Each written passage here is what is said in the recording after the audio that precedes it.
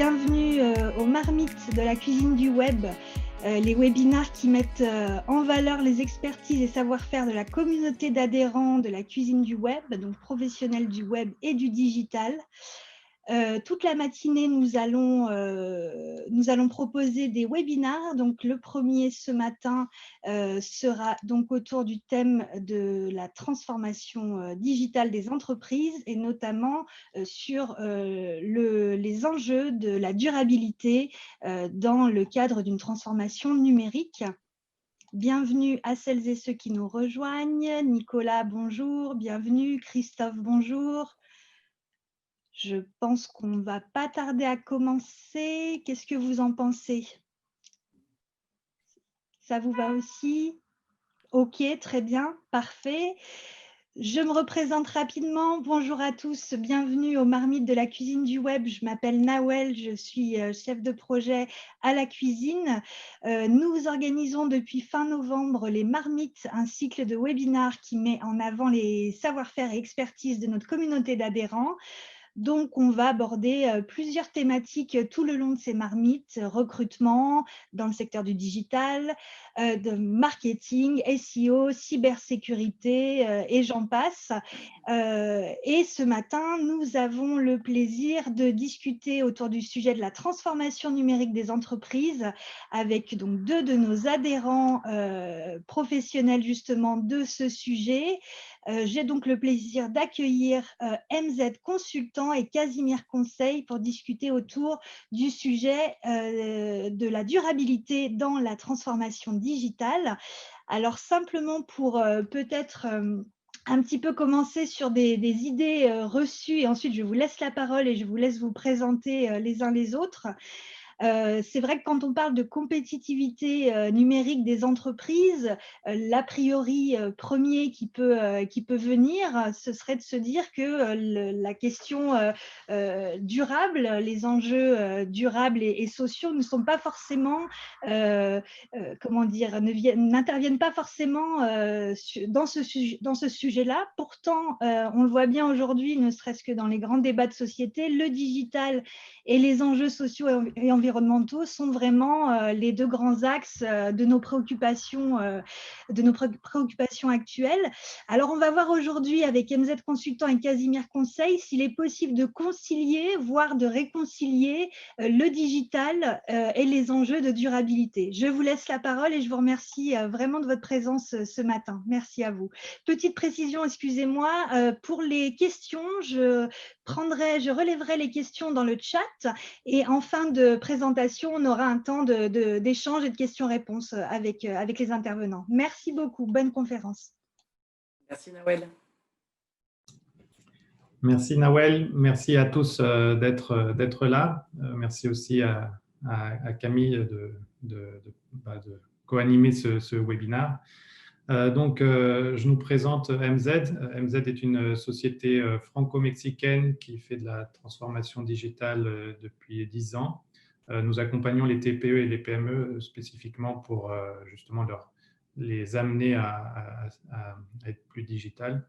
Et Elisa est devenue associée fin de l'année dernière, en 2019, et elle nous a accompagnés pour inclure la partie entreprise sociale et durabilité. Donc, nous avons inclus cette partie durable dans notre offre. Bonjour, quant à moi, je m'appelle Camille Serin. J'accompagne les TPE, PME, voire collectivités à opérer leur virage digital. Et j'interviens sur la partie réflexion stratégie business. Je fais du conseil et de la formation autour de ces thématiques de comment aller chercher la création de valeur et les opportunités grâce au digital. Alors, on va commencer effectivement cette session. Et ce que j'aurais aimé en toute avant-première, ça c'est un petit peu le déroulé qu'on va avoir aujourd'hui. On va voir les enjeux de la transformation, de la transition digitale, les enjeux de la transition digitale durable, pour bien qu'on se cale tous sur qu'est-ce qu'on met derrière le mot digital et qu'est-ce qu'on met derrière le mot durable. Et puis, nous verrons en fin de présentation quelques pistes de solutions digi-durables pour répondre à ces enjeux. Et puis, nous aurons un échange libre autour de vos questions-réponses et on gardera un petit moment à la fin de cette session-là, justement, pour pouvoir échanger avec vous et voir effectivement si vous avez des questions sur le sujet. Pour commencer, j'aurais aimé effectivement dans le petit module de chat que vous mettiez les mots-clés que vous associez à la transition, à la transformation digitale. Donc allez-y, prenez le petit bloc effectivement de conversation et si je vous dis transformation digitale, quels sont les mots-clés que vous y associez? Demain, Laurence me dit, d'accord. Aujourd'hui, ok, demain, aujourd'hui.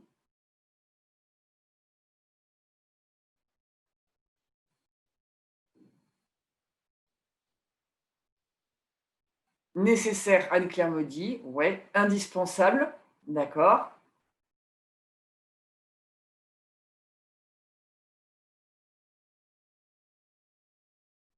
Est-ce que vous avez d'autres mots-clés que vous pouvez associer à la transformation digitale?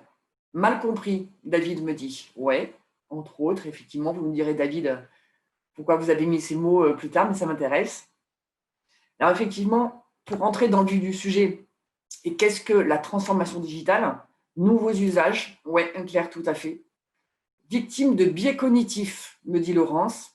Ouais, intéressant aussi. Alors c'est tous ces mots-là, effectivement, qu'on met derrière la transformation digitale. Alors vous l'avez vu ce slide-là, dans le titre, j'ai mis transition digitale. Alors pourquoi transition digitale et pas transformation? Alors le mot transformation digitale, on est tous web, hein, on est tous sur les mots-clés. Et le mot-clé, la transformation digitale, c'est ce qui est le plus utilisé. Je préfère le mot transition. Dans le mot transformation, on a l'impression que l'entreprise va complètement se transformer ou se transformer en Wonder Woman ou en Superman. Moi, je préfère la notion de transition, puisque tout simplement, et ça a été évoqué dans le petit chat, la stratégie ou la transformation digitale ou la transition digitale, c'est en premier lieu, en tout cas, s'adapter aux nouveaux usages du digital aujourd'hui. Donc, c'est pour ça que j'essaierai de parler plutôt de transition digitale, au même titre qu'on parle de transition durable. On va intégrer des éléments, en tout cas, dans sa stratégie d'entreprise. Et quand on me demande c'est quoi la transition digitale, j'essaie de le dire avec les mots le plus clairs possible. Et derrière la transition digitale, c'est aller chercher votre création de valeur.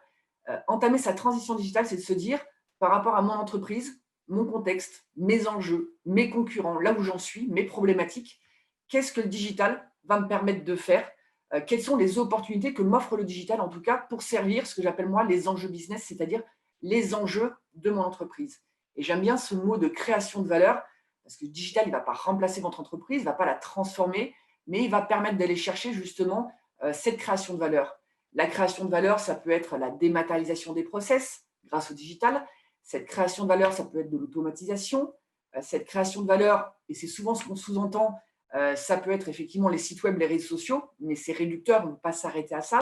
La création de valeur, ça peut être aller chercher un nouveau projet, une nouvelle offre, de nouveaux segments de marché, de nouveaux clients, etc. Donc, à chaque entreprise, on va avoir une création de valeur bien particulière. Et ce qui est important de comprendre dans cette transformation digitale ou dans cette transition digitale, c'est qu'en fait, la stratégie digitale, elle va appuyer la stratégie d'entreprise. Une bonne stratégie digitale, c'est tout simplement celle qui va vous permettre de nourrir vos enjeux et d'aller là où vous voulez aller en apportant des leviers de croissance, des leviers d'opportunités supplémentaires. Et ce qui est important quand on parle de transition digitale, et ce sera repris justement plus tard, on verra le croisement avec la notion de transition durable, c'est d'avoir une vision, une ambition de là où on veut aller en termes d'entreprise, diversification de marché, croissance, structuration, gain en productivité, mais d'avoir une vision, une ambition pour sa stratégie digitale qui va pouvoir permettre tout simplement d'être déployée, d'aller identifier les opportunités. Qu'est-ce que le digital peut m'apporter aujourd'hui ou quelle opportunité le digital peut m'ouvrir auquel je n'avais pas accès jusqu'à maintenant et auquel je vais pouvoir en tout cas m'ouvrir ou construire et bâtir cette stratégie-là pour à terme aller chercher peut-être l'innovation. Quand on dit innovation, c'est ce qu'on appelle les relais de croissance. D'accord, ce que j'ai dit tout à l'heure, les nouveaux marchés, les nouveaux segments de cible, peut-être une nouvelle offre, pas forcément digitalisée, mais qui sera possible grâce au digital ou grâce à de la donnée que j'aurai tout simplement collectée grâce au digital. Et ce que j'aime bien, c'est résumer en fait cette transition-là, justement sur ce schéma-là, où vous voyez qu'on part d'un usage et d'un marché, c'est ce qu'a dit Anne-Claire, les nouveaux usages digitaux. Donc, on appréhende le digital comme une technologie, c'est une première étape de la stratégie digitale. Et la transition digitale dans l'entreprise, c'est quand on va aller vraiment accompagner ce changement-là, on va aller accompagner la culture de l'entreprise pour vraiment intégrer le digital dans l'entreprise et faire en sorte que le digital soit vraiment un composant intrinsèque de l'entreprise, qu'on le mette vraiment au cœur des modes de fonctionnement. Et on voit bien que ce processus-là d'intégrer le digital dans sa structure, dans sa culture, pour aller chercher quoi? Pour aller chercher l'innovation tout simplement. Mieux on maîtrisera le digital, mieux on l'aura intégré, mieux les équipes opérationnelles l'auront intégré ce digital comme étant un outil et un levier du quotidien, plus l'entreprise sera à même d'aller chercher cette innovation et cette création de valeur, quitte à un moment donné, si cela s'y prête en tout cas, changer de business model pour mettre vraiment ce digital au cœur de l'offre. Et on voit bien au travers de ce schéma-là que cette transition digitale, c'est principalement une question de culture digitale, d'organisation, de processus qui vont permettre justement d'utiliser le digital pour ce qui fait le mieux et pour aller chercher ces leviers de croissance, et qu'on est principalement sur des enjeux business, d'aller chercher de la croissance, une diversification marché, produit, d'aller chercher de la valeur ajoutée, organisationnelle, puisque sitôt qu'on prend effectivement et qu'on utilise le digital et qu'on met le digital au cœur du réacteur, on va avoir des modes de collaboration, des modes de travail transversaux et sociétaux pour s'habituer et pour s'adapter finalement aux nouveaux usages du digital. On le voit au travers des sites web, des réseaux sociaux, on ne communique plus du tout de la même façon. Donc, ça veut dire que dans ma stratégie commerciale et dans la manière dont j'approche mes cibles, je vais devoir tout simplement adapter aussi mes outils à ces usages-là. Et c'est ce qu'on appelle la transition digitale de l'entreprise. On parle d'un digital naïf, on ne sait pas très bien faire avec le digital, on s'en accommode, on prend des outils jusqu'à devenir vraiment digital natif, c'est-à-dire que le digital est vraiment au cœur des réflexions, au cœur du mode de fonctionnement de l'entreprise. Mais ce n'est pas du digital pour digital, c'est vraiment le digital pour aller chercher cette croissance, cette innovation, cette création de valeur. Et quand on parle de culture digitale, finalement, c'est quoi? La culture digitale, c'est un petit peu tous ces mots-clés que l'on a mis sur ce slide-là. C'est de l'agilité. On l'a vu au travers de la dernière période qu'on vient de traverser. Plus on est agile au niveau des outils, au niveau de l'organisation, au niveau de la manière de travailler, plus on sera capable de s'adapter à un marché qui est mouvant, qui est volatile, qui change très, très rapidement. Le virage culturel, c'est avoir une orientation business, utiliser la donnée client, la donnée de performance. Ça va être aussi le parcours multicanal de ces cibles qu'on va aller analyser et pour aller vraiment déterminer sur quel canal je veux toucher mes cibles, à quel moment je rentre en contact avec ces cibles-là et comment je leur transmets tout simplement les messages concernant l'offre ou le service que j'ai à leur proposer. La culture digitale, c'est aussi ce qu'on appelle le UX, c'est l'offre orientée client. L'offre orientée client, c'est vraiment la réflexion de fond où chaque fois que je pense à une offre ou à un service, je la mets à disposition avec le langage de mon client, dans son vocabulaire lui, correspondant à ses problématiques. C'est vraiment développer une offre, non pas selon comment je suis organisé dans mon entreprise ou comment je le formule dans mon entreprise, mais être vraiment focus sur mon client, sur ses caractéristiques, pour lui délivrer le message le plus clair possible et pour lui faire connaître mon offre de service. Donc, on voit bien qu'au travers de tous ces mots-clés, le digital, contrairement à ce qu'on pense, c'est de la technologie, c'est certain, mais le digital, c'est principalement un virage culturel à opérer. Et c'est pour ça qu'on résume cette pensée-là et cette notion-là souvent sous le virage digital, c'est 95% de changement culturel et 5% de technologie. Aujourd'hui, quand on a besoin d'un outil, on trouvera toujours l'outil ou la technologie ou la technique qui va nous permettre d'opérer ce virage-là. Et on peut avoir plein d'outils, c'est pas ça qui fera le changement culturel. Et si on ne modifie pas cette culture-là, si on ne prend pas ce virage-là, on aura beau mettre tous les outils du monde, ça ne suffira pas. Et il faut vraiment opérer ce changement culturel en même temps, d'où le fait que la plupart des transitions digitales, on fait de l'accompagnement au changement pour vraiment que les équipes comprennent, appréhendent ce nouveau domaine du digital et vraiment comprennent les nouvelles orientations de l'entreprise. Voilà pour le virage culturel. Et pourquoi on s'est posé la question sur les pans et sur cette réflexion, en tout cas avec MZ Consultant, et on s'est demandé en quoi c'est urgent et cette transition digitale et cette transition durable. Je ne prendrai pas la parole sur la transition durable, je vais laisser un petit peu de suspense, mais sur cette transition digitale, en quoi c'est urgent? Moi, je préfère poser la question, quel est le risque, en tout cas, de ne pas se lancer? Le risque de ne pas se lancer, c'est le risque de ne pas être en phase avec les usages de votre cible, de vos segments de marché, de vos utilisateurs ou de vos clients. Le risque de ne pas se lancer, c'est se faire dépasser par des concurrents qui auront, eux, utilisé le digital, qui seront allés chercher leur création de valeur, qui seront allés chercher les leviers possibles grâce au digital, et de se faire dépasser. On connaît tous un petit peu le terme d'ubérisation, des changements de marché, des changements de réglementation, le champ des possibles grâce aux données qu'on peut collecter sur le web. et ben, le risque de ne pas se lancer, c'est tout simplement de se faire dépasser par la concurrence à un moment donné, de ne plus émerger et de ne plus être en phase avec les demandes du marché. Donc oui, effectivement, la transition digitale, c'est une urgence pour répondre effectivement à cette accélération du marché. Et on le voit aujourd'hui, la transition digitale, c'est aussi une excellente réponse à l'agilité. Et dans des périodes comme en ce moment, où on voit bien que les entreprises qui n'ont peut-être pas démarré, qui n'y sont pas allées assez rapidement, se sont retrouvées finalement en difficulté. Avant, on avait l'usage de dire ce sont souvent les plus grosses entreprises qui vont manger ou qui vont absorber les plus petites. Aujourd'hui, on l'a vu avec cette période un peu particulière, ce sont finalement les entreprises les plus agiles qui ont su être le plus réactives, qui ont réussi à mieux s'en sortir en tout cas que celles qui l'étaient moins. On n'est plus sur une dimension de taille, on est sur une dimension de capacité à s'adapter à un marché, à des mouvances et à des impromptus malheureusement. Mais voilà, c'est tout ça en tout cas. Et le risque, l'urgence en tout cas aujourd'hui dans la transition digitale, c'est justement d'opérer ce virage-là. Et on verra au niveau justement de cette transition digitale, de cette transition durable, en quoi c'est important aussi d'y aller. On va voir en tout cas les deux pendants et l'urgence de s'occuper de ces deux types de transitions-là. Et MZ, je vous passe le relais. Merci Camille. Qu'est-ce que vous pensez quand vous pensez à la durabilité?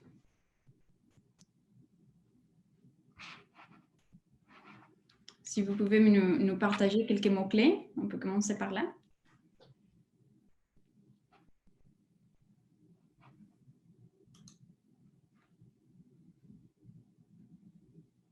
Stabilité, sécurisation, économie d'énergie, développement durable, recyclage, oui, économie, transition, bien-être au travail,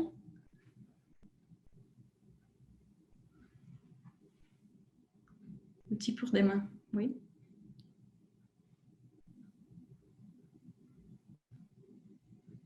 Oui, il y a une dimension générale des responsabilités, des longues durées, non, des pensées sur le long terme. Oui, exactement. Oui, le réchauffement climatique. Oui, très bien. Et Camille, si tu peux passer les slides, merci.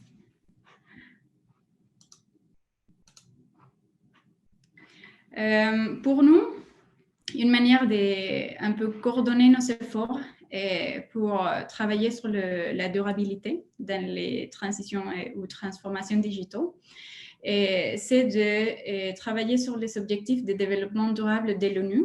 Il y a 17 objectifs qui font partie de l'agenda 2030. Et si vous voyez, il y a 3 éléments présents dans tous ces objectifs. Il ne faut pas vraiment mémoriser tous les objectifs et travailler comme on voit que les pays travaillent au niveau politique, au niveau institutionnel. On peut le simplifier un peu et notre idée sur ces webinaires, c'est vraiment de vous aider à le simplifier, à travailler sur là de manière plus concrète et plus pratique. Et c'est pour ça que nous avons extrait 3 éléments. Et si tu peux passer, Camille, merci. Qui font partie de tous ces objectifs. Non? Vous voyez que ce n'est que le changement climatique, non? Ce n'est pas seulement l'environnement, c'est aussi la partie sociétale, comme vous avez dit, c'est aussi la partie économique. Non? Alors, des fois, les entreprises se demandent si ça va être positif au niveau économique de faire une transition digitale durable. Et oui, il y a une partie économique qu'il faut aussi garder. Ce n'est pas seulement du bien-être du reste, non, c'est le bien-être de l'entreprise, des employés, des clients, des fournisseurs, non, et de la société en général. Et pour prendre des meilleures décisions, il faut considérer ces 3 aspects. Et quand nous faisons quelque chose, quand nous prenons des décisions, et comment ça va impacter l'environnement, comment ça va impacter la société, les personnes, et quelles seront les conséquences au niveau économique. Oui. Et nous avons préparé un exemple basé sur MZ, sur notre expérience, et pour parler un peu plus de ça. Et alors, si nous pensons à nos formations, l'objectif le plus direct que nous impactons, c'est l'éducation de qualité. C'est augmenter les capacités des personnes d'apprendre de nouvelles connaissances et avec une bonne qualité. Avant, nos formations jusqu'à la fin de l'année dernière étaient présentielles et nos employés se déplaçaient chez les clients pour faire une journée de formation ou quelques journées. Et les employés se déplaçaient aussi à leur boîte pour prendre cette formation. Et si vous pensez au contexte, comme Christophe disait, nous avons des opérations spécialement au Mexique et en France. Si vous pensez à la ville de Mexico, le transport entre n'importe quel endroit et quel autre, c'est au moins d'1 heure. Alors, c'est 1 heure l'aller, 1 heure le retour. Et ce changement d'utiliser un outil sur le cloud pour faire nos formations a réduit de manière importante la circulation et la prise de l'auto. Nous utilisons Showtime, Soho Showtime, qui nous permet d'enregistrer les formations aussi. Et ça contribue aussi à que les personnes avec des capacités d'apprentissage différentes puissent revoir plusieurs fois les formations. Et ça aide aussi à économiser du temps s'il ne faut pas se déplacer. Et si on peut avoir la flexibilité chez nous ou dans nos boîtes de faire les choses sans devoir se déplacer. Et sur la partie économique, depuis cette année, nous sommes Datadocké et ça permet aux TPE et PME d'utiliser mieux les ressources financières pour payer ces formations. Le fait aussi de pouvoir réutiliser l'enregistrement, c'est de pouvoir le montrer aux autres employés pour épanouir un peu la formation. Mais cet impact sur l'éducation de qualité n'est pas le seul. Alors, comment on commence à travailler sur le durable? Si on ne connaît rien, si on ne l'a jamais fait, quels sont les premiers pas qu'il faut faire pour commencer à travailler sur là? Tu peux passer? Merci.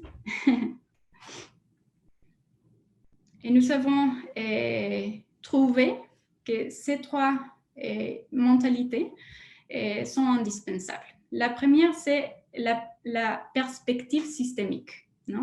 Et pour l'expliquer, nous avons choisi des boules de billard parce que quand on frappe une boule, cette boule va peut-être frapper d'autres boules et beaucoup de choses vont se passer.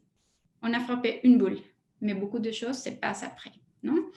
Et le deuxième critère, c'est la pensée design. Qu'est-ce que ça veut dire? Qu'il y a plusieurs manières de faire la même chose. On peut la concevoir avec des caractéristiques différentes et les impacts qui va avoir une manière d'être ou l'autre vont être différents.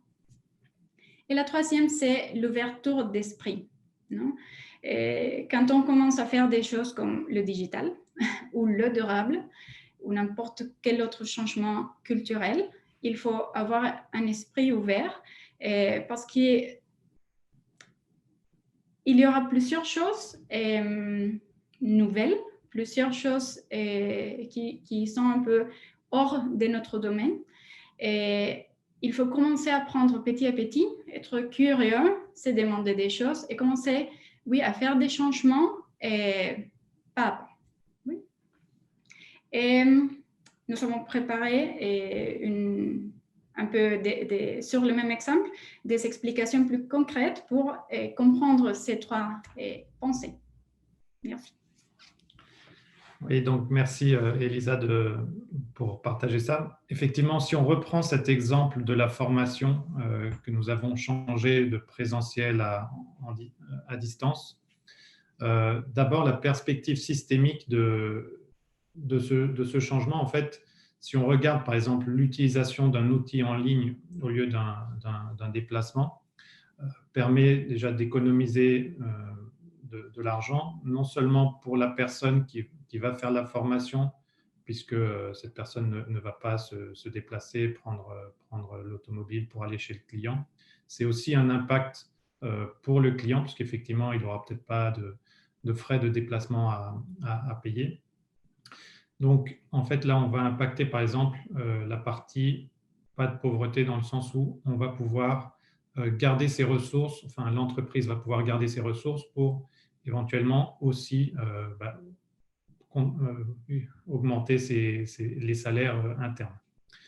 Deuxièmement, comme nous ne prenons pas la voiture, non seulement on diminue le stress du formateur, parce qu'effectivement, le formateur, lorsqu'il a 1 heure de voiture pour aller voir son client, c'est un moment il faut prêter attention. Donc, c'est du stress, mais c'est aussi du stress pour les collaborateurs, éventuellement, s'ils doivent aussi se déplacer. Donc, en fait, on peut aussi avoir un impact sur le bien-être. Et évidemment, comme on diminue aussi l'utilisation par exemple, on consomme moins d'essence, on a aussi un impact sur le critère 12 qui est la partie consommation et production responsable. Donc, en fait, ça, c'est un premier exemple sur cette partie en travail en ligne. Quels sont les autres impacts? Le fait de travailler à distance nous permet d'avoir plus de flexibilité, aussi de pouvoir gagner aussi en temps. Et le fait aussi de pouvoir avoir des formations enregistrées, ça permet de se dire qu'on va pouvoir les revoir à un moment qui nous est le plus commode. Et donc, effectivement, on a aussi un impact, par exemple, sur la vie de famille, dans le sens où si on a déjà moins de déplacements, ça permet aussi, non seulement aux formateurs, mais effectivement aux clients, aux collaborateurs du client qui vont assister à cette formation, d'avoir plus de temps pour dédier, par exemple, à la vie de famille, qui aussi va du coup impacter un des critères qui est l'égalité entre les sexes. Et les formations en tant que telles, comme elles vont dispenser des nouvelles connaissances, elles vont aussi aider à l'amélioration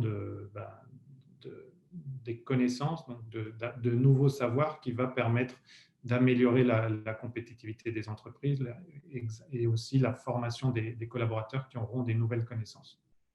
Donc, on va pouvoir aussi, lorsqu'on fait des formations, par exemple sur le digital, on va aussi avoir des impacts sur la réduction des inégalités, puisque un des grands défis que nous avons actuellement, c'est effectivement ce qu'on appelle la brèche numérique, c'est-à-dire une division de plus en plus forte entre les personnes qui ont des connaissances numériques et les autres qui vont être laissés pour compte. Donc, il est très important de continuer à former sur les outils tous les collaborateurs pour qu'ils puissent eux-mêmes continuer à apprendre.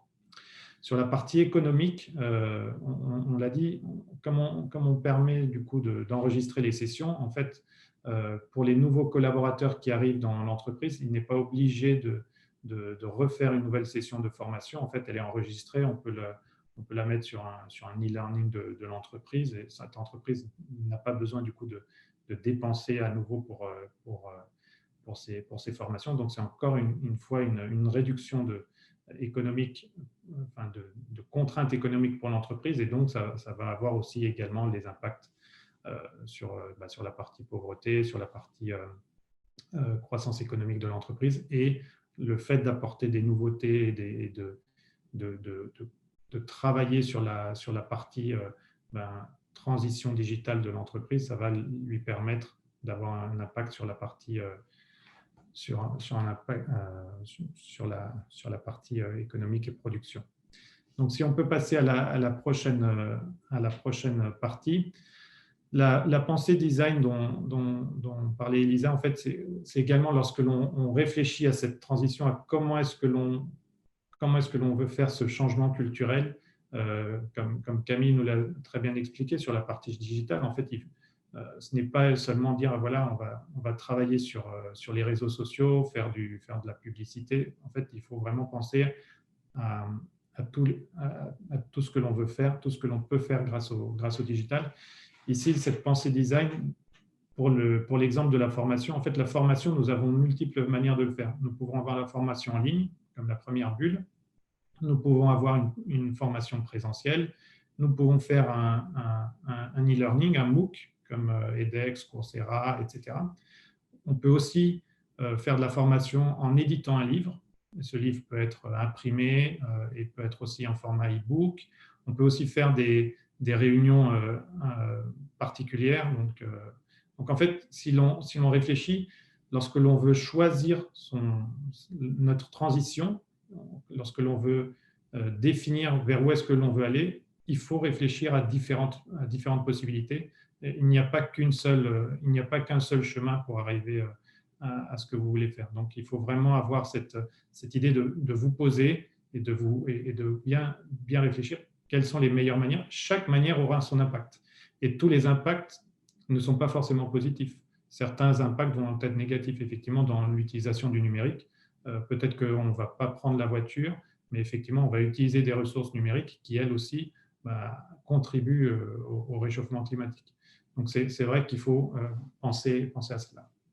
Donc, sur le prochain critère, sur l'exemple que nous avions, donc, je ne sais pas, Camille, si tu peux nous aider sur la prochaine. Lorsque l'on parle d'ouverture d'esprit, merci Camille, en fait, pourquoi on parle d'ouverture d'esprit? En fait, on voit 3 freins lorsque l'on fait un changement culturel, et ce n'est pas, effectivement, ça peut être appliqué effectivement au durable, mais également au digital et à tous les changements culturels que l'on va apporter. Une des premières barrières, c'est le jugement, c'est-à-dire que la première chose que l'on va venir, c'est dire non, la transition durable, c'est pour les grosses boîtes. Non, c'est un jugement que l'on a. Et en fait, non, c'est vraiment pour tout le monde. Et donc ça, c'est un des premiers freins que l'on va avoir, c'est le jugement que l'on a nous-mêmes, c'est-à-dire les préjugés que nous avons, mais c'est aussi les jugements que peuvent avoir les autres. Ça peut être les clients, ça peut être aussi les collaborateurs en interne. Un des deuxièmes freins pour les transitions culturelles, c'est le cynisme, c'est-à-dire qu'on aura toujours des gens qui vont se moquer de nous, qui vont dire mais ça va coûter très cher, etc. Et on a toujours ces mêmes reproches dès que l'on va faire un changement. Donc il faut vraiment penser en interne à dire essayons d'accueillir ces idées avec bienveillance et volonté. Le dernier frein pour les changements que l'on a dans la partie durable, c'est effectivement la peur. C'est-à-dire qu'on n'arrête pas de nous dire on va bientôt détruire la planète, etc. On a vraiment cette peur, mais on a aussi cette peur de est-ce que c'est pour moi, c'est trop difficile, c'est trop compliqué. Et effectivement, en fait, en tant qu'entreprise, des fois, on a vraiment ces peurs et il faut les gérer. Il faut savoir les gérer. On parle beaucoup en ce moment de résilience. Et pourquoi on parle de résilience? Parce que c'est effectivement l'idée d'arriver à affronter les différentes peurs en continu. Et donc ça c'est aussi un frein au changement culturel que l'on aura besoin non seulement pour la transition effectivement digitale, mais effectivement la transition durable. Donc pour la suite, quelques solutions que nous avions vues pour la partie digi durable. Donc en fait, la transition digitale durable effectivement est un terme qui commence à venir. On a vu par exemple, il y a des initiatives Tech for Good qui ont été lancées. Donc il y en a lancées par le gouvernement, mais aussi au niveau de l'ONU qui a lancé ces initiatives. L'idée de Tech for Good, c'est de dire que l'impact technologique doit être pour le bien-être. Et en fait, quand on voit ce bien-être, il y a effectivement le bien-être environnemental, sociétal et économique. En fait, c'est la même aspect. Le Conseil national du numérique a effectivement fait un travail qu'il a publié en juillet conjointement avec le ministère du Développement durable aussi sur quels sont les critères, comment est-ce que l'on peut évaluer la consommation durable du numérique, parce qu'effectivement, le numérique est maintenant considéré comme un contributeur du réchauffement climatique, avec des émissions, par exemple, supérieures au déplacement en avion. Et donc, justement, il faut essayer de réfléchir non seulement sur la partie dispositif, c'est-à-dire que les dispositifs, c'est très facile de dire, voilà, essayons de ne pas changer aussi rapidement nos ordinateurs, nos téléphones portables, de ne pas céder à la dernière mode. Enfin, il faut essayer de réfléchir à la durabilité de nos dispositifs, mais c'est la même chose pour les solutions logicielles. C'est-à-dire que les solutions logicielles, il ne faut pas céder non plus aux sirènes de « ah, je vais prendre la dernière solution à la mode parce que l'entreprise a fait une levée de fonds ». Le fait d'avoir fait une levée de fonds n'est pas forcément caractérisé par la durabilité de cette entreprise. Il faut penser vraiment plus long terme. Des solutions éco-conçues, c'est-à-dire que dès le début, on réfléchit à l'utilisation de ce logiciel pour toute la durée de l'entreprise. Ne pas prendre, par exemple, un logiciel juste parce qu'on a 6 mois gratuits ou 1 an avec une forte réduction, parce que votre impact économique dans 3 à 5 ans sera beaucoup plus fort que si vous aviez pris un logiciel plus abordable dès le début et peut-être moins à la mode. Lorsque l'on parlait de digital avec Camille, on parlait aussi collecte des données. Et il faudrait réellement penser à quelles données collecter. C'est très facile en fait de collecter toutes les données que l'on veut. Ce que nous a appris aussi un peu le RGPD, c'est ça, c'est de classifier aussi quelles sont les données nécessaires. Pas toutes les données seront nécessaires. Et chaque fois qu'on va stocker une donnée, c'est effectivement un impact supplémentaire, c'est de l'archivage en plus. Donc, essayons de réduire ces collectes innécessaires de données. D'autres pistes que nous vous proposions aussi, c'est la partie, comme on en a parlé avant, hein, il faut bien réfléchir à quel fournisseur on va travailler. Il y a des fournisseurs qui sont bien plus éthiques que d'autres, certains qui vont respecter les objectifs de développement durable. Et comme nous sommes dans une vision systémique, ce que nous faisons a un impact. C'est-à-dire que si nous choisissons une solution, cette solution a un éditeur qui contribue de sa manière aux objectifs de développement durable. Donc, il faut réfléchir à cela. Je sais que ce n'est pas non plus très facile de choisir ses clients, mais effectivement, en fait, on est dans une chaîne de valeur et il faut penser à ce sourcing plus éthique. Donc, il y a effectivement des associations ou des regroupements d'entreprises qui travaillent dans le digital durable. Voilà, ce sont des pistes qui existent pour mesurer notre propre impact. Et ensuite, le chemin le plus compliqué pour l'instant, et effectivement, il nous manque encore des critères de mesure, c'est comment évaluer notre impact et l'impact du numérique au sein de chaque entreprise. Et ça, c'est encore un travail qui est en cours, en fait, parce que si l'on prend, par exemple, si je reviens sur l'exemple des téléphones portables, on est capable de mesurer l'impact lors de la création, par exemple, du dispositif, la durée de vie. Donc, on réfléchit à quelles sont les ressources qui ont été nécessaires, si on prend le tungstène, si on prend différents métaux qui vont composer les batteries, etc., ça a des impacts. Mais maintenant, pour la partie logicielle, si on a des solutions cloud, on a des data centers qu'il faut effectivement alimenter en énergie. Quel est l'impact? Pour l'instant, c'est encore difficile à mesurer et les travaux sont en train d'être faits non seulement au niveau gouvernement, mais au niveau aussi ONU, etc. Et donc, l'idée, c'est essayons d'être plus pragmatiques et d'être plus pratiques, essayons de travailler sur des sujets auxquels on a, nous, de manière concrète, des impacts. Camille, je pense que nous voulions dire sur cette partie-là que, en fait, ce sont des pistes, mais nous voulons effectivement écouter d'autres pistes. Toi, tu en as sans doute d'autres aussi à nous proposer, et en fait, nous voulons ouvrir le débat. Tout à fait. Moi, j'avais une dernière, effectivement, et qui va recroiser avec ce que vous avez dit. Ça rejoint aussi les bonnes pratiques digitales de se dire qu'on a des serveurs ou des dossiers partagés où on met à un endroit collecté l'ensemble d'un référentiel documentaire. Ça participe aussi à ça, c'est une bonne pratique digitale, mais ça participe aussi au fait de ne pas sauvegarder chacun sur son ordinateur la version du dernier document, mais de la centraliser à un endroit. Ça fait partie aussi de ces bonnes pratiques. Et effectivement, pour finaliser, on voulait vous demander, vous, est-ce que vous avez des pistes de solutions digidurables que vous avez déjà peut-être expérimentées ou mis en pratique, soit dans le cadre de votre transition digitale, soit dans le cadre de votre outil de travail, tout simplement.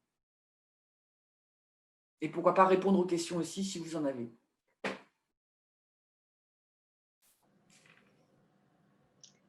Merci à tous les trois. Effectivement, n'hésitez pas si vous avez des pistes, des choses que vous avez mis en place dans vos propres structures, à nous les partager dans le chat.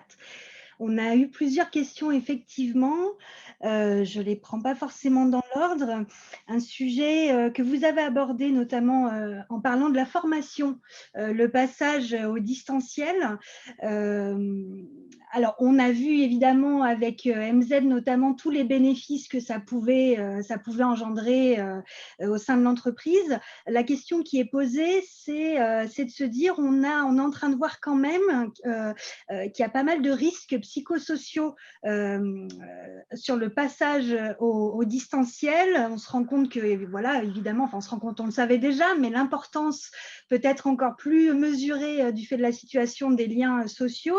Donc, finalement, est-ce que cette solution est vraiment durable, ou est-ce que dans tout ce qu'on pourrait mettre en place aussi, peut-être, est-ce qu'il n'y aurait pas à chaque fois une double mesure, peut-être effectivement du positif, mais aussi un effet pervers, entre guillemets, qui viendrait aussi s'ajouter à ça? Merci pour votre réponse.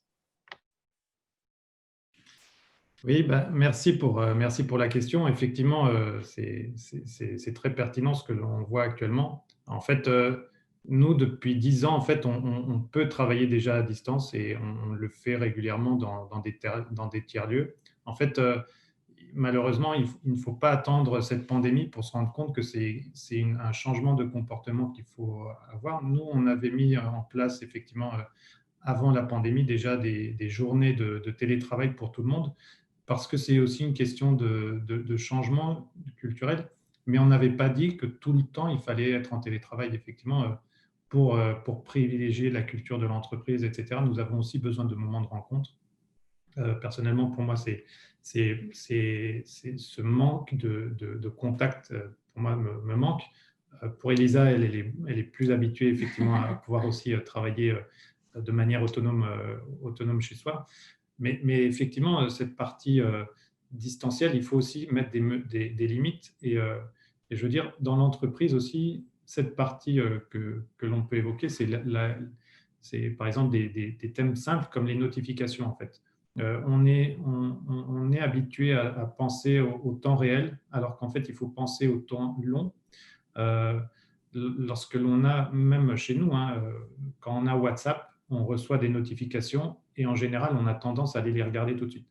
Moi, j'ai arrêté les notifications, ça me permet d'avoir moins la maîtrise du temps, de pouvoir choisir quand je veux aller les voir. Ça, c'est au niveau personnel, et ça, après, on ne peut pas inviter à tout le monde de faire ces changements. Mais par contre, dans l'entreprise, ce que l'on peut faire, c'est essayer de définir qu'est-ce qui est vraiment nécessaire d'être fait en temps réel. Est-ce que l'on a besoin d'avoir une notification en temps réel de la nouvelle facture fournisseur qui nous est arrivée?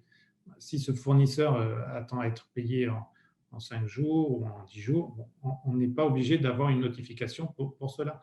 On peut peut-être le vérifier à la fin de la journée, toutes les factures qui sont arrivées, les enregistrer, et ensuite on procédera au paiement.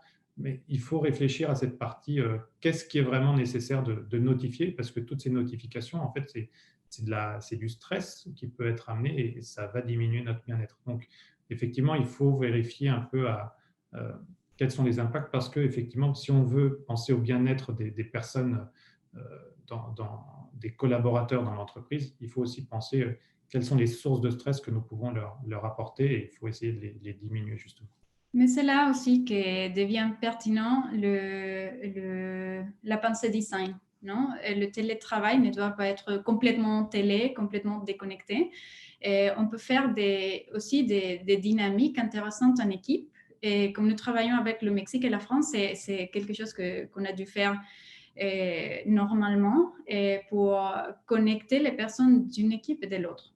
Et nous utilisions même des jeux online. Et c'était une partie de travail de jouer avec les autres personnes, même si chacun était chez eux. Et on pouvait tous jouer et c'était une manière de changer les moments du café du matin pour quelque chose d'autre. Il faut aussi utiliser la créativité pour trouver des manières de faire les choses. Ce n'est pas blanc et noir, il y a plusieurs possibilités dans les grises. Et moi, je vais juste rajouter, effectivement, et compléter ce qu'on dit MZ, effectivement, sur la partie télétravail, c'est comme le digital. Ce n'est pas le digital à tout prix, c'est le digital quand c'est utile. Et je pense que le télétravail sur les risques psychosociaux, il faut être effectivement très attentif. C'est le télétravail, en dehors de la période que nous vivons, quand c'est possible, quand les tâches le permettent, quand la responsabilité effectivement du salarié lui permet de travailler à distance. On est tous des humains, on a besoin de relations humaines et sociales. Et c'est évident qu'on aura tous plaisir à pouvoir se retrouver et à créer des liens pour justement tisser les fondamentaux de l'entreprise. Donc là, je rejoins complètement Elisa sur son dernier discours.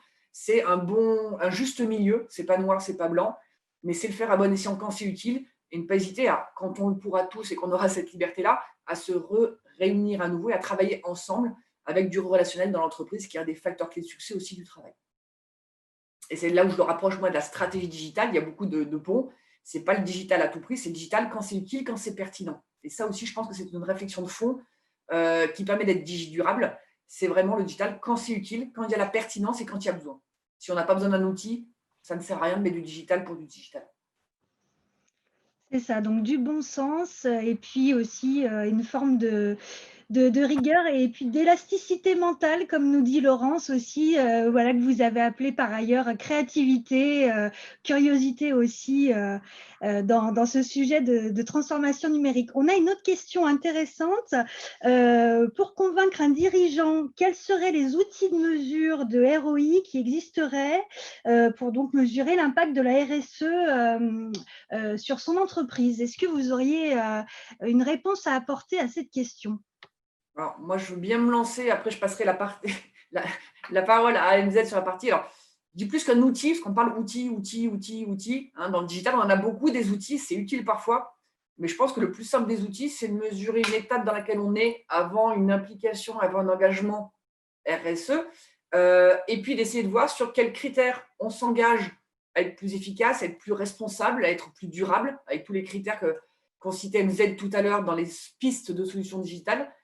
Durable, et tout simplement de faire la mesure entre le avant et le après et d'essayer de trouver des critères, des indicateurs, comme on le fait en digital. On trouve des indicateurs, on les mesure avant, on les mesure après, et ça peut déjà être un des critères en tout cas, ou une façon de mesurer ce ROI sur l'impact de la RSE effectivement. Ça peut être en nombre de documents stockés, ça peut être en nombre de serveurs disponibles, ça peut être en nombre de données. Avant de collecter 1000 données, on a fait un travail, maintenant on n'en collecte plus que 500 qui sont les données utiles pour l'entreprise, pour les décisions à prendre ou dont on a réellement besoin.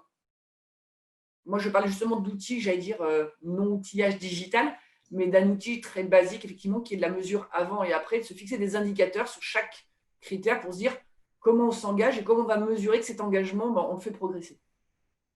Oui, et aussi, il y a plusieurs guides. Il n'y a pas de standards complètement stricts parce qu'il y a beaucoup de choses qui ne sont pas complètement bien définies, pas encore. Mais il y a des guides et ça dépend des régions. J'ai travaillé sur un projet pour le Mexique et de trouver tous les guides qui appliquaient pour le Mexique et de faire un comparateur. Et pour que chaque entreprise sache si je fais ça, je contribue à guide bla, la guide bla et la guide bla. Non? Et c'était pour avoir un résultat plus global. Mais je pense que de le faire comme ça, c'est très compliqué de commencer par là. Non? On peut commencer par des oui, des mesures un peu plus simples. Et en octobre, le Sustainable Development Solutions Network a lancé un outil pour mesurer l'impact de manière plus qualitative. Et on peut utiliser aussi des indicateurs quantitatifs pour soutenir ou pour mettre en évidence la partie qualitative. Mais c'est plus léger, c'est plus facile. Et je pense que de commencer par là, c'est mieux. Si on commence par les guides, le ISO 26000 et tout ça, ça va être très lourd. Non, il faut commencer petit à petit et continuer à le faire progressivement. Oui, effectivement, finalement, en RSE, on a aussi des tendances après de certains groupes de faire du greenwashing sur la RSE, etc. Je pense qu'il faut faire attention aussi de ne pas tomber dans l'affichage. Finalement, si on apporte du bien-être au travail, ça va impacter sur un turnover moins important qui va être aussi générateur d'économie au niveau de l'entreprise. Donc, il faut effectivement, comme dit Elisa, trouver des critères, des premiers critères où vous avez envie de faire un impact, et sur ces critères, dire voilà, j'avais un avant et un après. Et effectivement, c'est pour convaincre le dirigeant, en fait, il faut lui demander de l'ouverture d'esprit, comme on l'a indiqué, si c'est possible. Mais j'imagine que c'est dans toutes les transitions la même chose. Oui, et si vous voulez que je vous partage l'outil dont j'ai parlé, et vous pouvez nous écrire sur notre email. Je vais vous envoyer les liens. Je ne sais pas si je peux le... Oui, on peut faire ça. Oui, tu pourras le partager, effectivement, partager vos mails effectivement dans les commentaires sans problème. Donc, ce que vous dites, et comme le résume aussi Anne-Claire, finalement, c'est qu'il n'y a pas vraiment de règles, c'est propre à chaque entreprise, c'est l'entreprise aussi qui se connaît le mieux et qui peut aider, bien sûr, par tous les référentiels que vous nous avez présentés, qui peut elle-même aussi créer ses propres outils de mesure, voilà, pour avancer petit à petit aussi dans sa transformation. J'avais aussi, moi, une question que je voulais vous poser. À quel moment, cette question souvent est posée par les entreprises, on peut commencer sa transformation, sa transition digidurable? Est-ce qu'on peut le faire quand on vient de démarrer en mode start-up, ou est-ce qu'il faut déjà être à un stade très avancé de développement, ou pas forcément? Alors, c'est comme pour la transition digitale. La transition durable, c'est pareil. Dans une transition digitale, ce qui est important, et je l'ai un petit peu évoqué au début, c'est que l'entreprise définisse son ambition, sa vision et où elle veut aller grâce au digital. Et il y a une grosse réflexion de début que je mène souvent moi, avec mes clients sur c'est quoi votre ambition. Et en fait, c'est dans cette ambition, on va bien évidemment intégrer une ambition, je vais dire business, d'entreprise, d'activité, mais également une ambition digidurable en termes d'impact. Quel impact je veux avoir, quel effort je veux mener en tout cas, ou comment je veux mener mon engagement, on va dire, sociétal. Et c'est dans cette phase amont de réflexion qu'on va intégrer justement ces éléments-là et qu'on va définir comment le mener. Et c'est cette ligne directrice-là qui va servir aussi de développement dans la transition digitale et digidurable, et qui va être appliquée à chacun des niveaux de réflexion, à chaque fois en miroir de qu'est-ce que je veux faire d'un point de vue digital et comment, dans cette action-là, je veux être le moins impactant possible, en tout cas, sur l'environnement, sur l'impact, par exemple, sur l'ambiance au niveau des salariés, le bien-être au travail, etc. Donc, pour moi, c'est les fondamentaux de base, et je vais rebondir sur l'idée d'avant. C'est effectivement dès le début qu'il faut réfléchir à ça. Est-ce qu'il y a un moyen de convaincre un dirigeant de TPE, PME? Là, je rejoins Elisa et Christophe. Il faut qu'il soit lui-même convaincu. C'est comme pour sa transition digitale, il soit convaincu de l'apport et de l'intérêt d'y aller. Donc, si lui est convaincu, ses équipes le seront, parce qu'il sera lui-même convaincant et il incarnera vraiment la posture, et d'un point de vue digital et d'un point de vue durable. Mais c'est d'abord des convictions personnelles qu'il doit avoir et qu'il doit partager avec la direction pour pouvoir l'infuser, justement, et le mettre en place dans son plan digidurable. Oui, effectivement. Et donc, en fait, il faut commencer comme tous les projets informatiques hier, en fait, sur la transition. Non, il n'y a pas de bon moment. En fait, comme l'a dit Camille, et comme pour la partie digitale, il faut vraiment que ça soit intégré dans la stratégie. Donc, il faut vraiment travailler lorsque l'on travaille sur cette stratégie, vouloir l'intégrer. Et je pense que ce qu'il faut vraiment tenir en compte, c'est que il faut penser sur le long terme. Et lorsqu'on parle par exemple de start-up, on aime beaucoup nos start-up, on les valorise, etc. Mais c'est vrai que des fois, certaines ont des pensées trop court terme. Je travaille pour la levée de fonds, donc j'ai besoin d'acquérir 10 000 clients pour valoriser ma structure. Ce n'est pas forcément la meilleure vision de durabilité, puisqu'après, ce qu'elle cherche, c'est se faire racheter par un grand groupe. Donc, il faut vraiment penser, et essayons nous travaillons vraiment TPE, PME, donc on pense au long terme, et c'est vrai que ce sont des étapes qu'il faut mettre petit à petit, et essayer d'avancer là-dessus. Il n'y aura pas un grand bing bang, il faut y aller de manière agile aussi, c'est ce que Camille aussi a évoqué, il faut y aller par petites touches, et c'est vraiment un changement culturel au sein de l'entreprise. Oui, je suis complètement d'accord avec Camille. Si le chef d'entreprise et l'équipe n'est pas complètement convaincu, par commencer pour le chef d'entreprise, parce que l'équipe va peut-être se convaincre petit à petit, non, avec plus d'informations. Mais s'il n'y a pas cet engagement, la transition ne va jamais se passer. Non? Alors, il faut vouloir le faire, et ça, c'est le moment. Non? Et nous voyons que les startups qui commencent par construire une stratégie digitale depuis le début économisent beaucoup de temps et beaucoup d'énergie, parce qu'ils commencent à produire les données qu'ils vont utiliser et tout ça. Non? Ça, c'est comme l'idéal.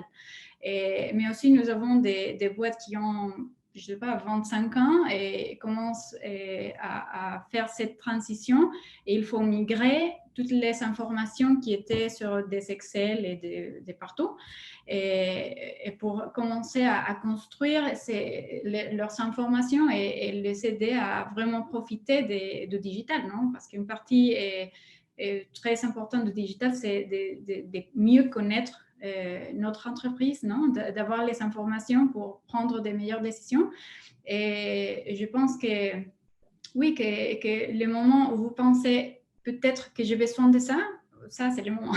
Non? Et il faut le faire vraiment petit à petit, parce que si vous commencez très rapidement et je ne sais pas si c'est trop pour l'équipe, ils vont dire non, mais c'est la folie. Non? Et il faut le faire avec des petites doses. C'est ça. Déjà, le fait de prendre la décision de cette transition, c'est déjà un grand pas et c'est déjà le début de l'aventure. On pourrait passer la matinée à vous écouter. C'était vraiment passionnant. Je tiens vraiment à vous remercier énormément. Merci Camille, Elisa, Christophe pour ce webinaire vraiment passionnant. N'hésitez pas, chers participants, à consulter les sites internet qui s'affichent sur la slide de nos adhérents, mzconsultant.eu et Casimir Conseil. Hop, la slide est passée. Du coup, je ne l'ai pas en entier, mais si on peut remettre la petite slide avant, casimir-conseil.com. Merci beaucoup aux participants aussi pour vos questions, vos échanges et les interactions. N'hésitez pas à contacter Elisa, Christophe et Camille si vous avez ce type de questionnement et de projet au sein de vos propres structures. Comme vous avez pu le constater, ce sont vraiment des consultants qui travaillent aussi avant tout sur l'humain, pas uniquement sur les outils. Donc, vraiment des personnalités avec des apports très très riches au sein des structures, donc n'hésitez pas à faire appel à eux. Pourrons-nous SVP recevoir le support? Lise, le webinaire a été enregistré et sera disponible sur la chaîne YouTube de la Cuisine du Web d'ici quelques jours, le temps de finaliser pour nous le montage, et je vous enverrai le lien également par mail à l'ensemble des participants. Voilà. Merci à tous, je vous souhaite une très bonne journée, merci à nos participants et au plaisir de vous retrouver sur une prochaine marmite. On enchaîne à 10h15 avec un sujet autour de la cybersécurité pour ceux qui veulent nous retrouver. Merci beaucoup. Très bonne journée. Merci. À bientôt.